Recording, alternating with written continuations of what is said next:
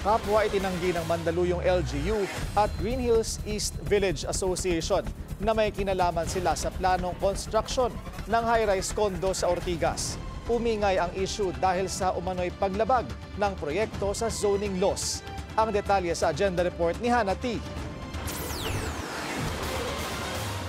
Hugas kamay ang Mandaluyong LGU at Green Hills East Village Association sa planong pagtayo ng 72-story na condominium sa Ortigas Avenue.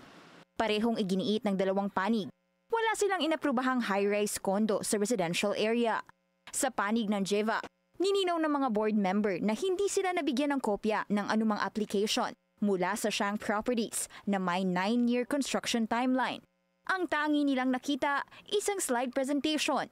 Pero hanggang ngayon, wala silang record na may application o pag-aari ang SPI sa lugar. It was a slide presentation and that's it. In fact, in our letter of August 1, we are requesting for a copy of the application, if there is any, from the local zoning board, of which the mayor is the chairman. Ang Mandaluyong LGU naman, hindi rin inako ang responsibilidad. In fact, we are just in the initial stages of the presentation of the developer.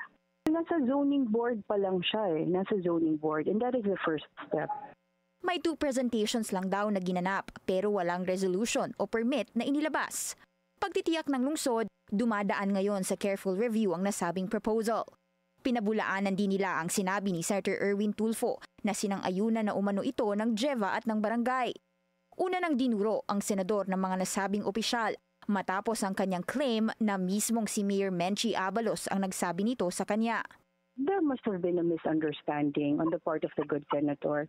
Kasi Mayor Menchie would never say something like that na inaprubahan na to ng JEVA, inaprubahan na to ng barangay. Kapwa naman sinabi ng JEVA at LGU na handa silang gumawa ng consultative meeting. Pero sa ngayon, wala pa itong official date. Ang tanong na ngayon, kung may planong magtayo ng high-rise condo na ito pero wala namang official documents, sino ang nagtangkang magpakalat at bakit? Para sa agenda, Hannah T, Bilyonaryo News Channel.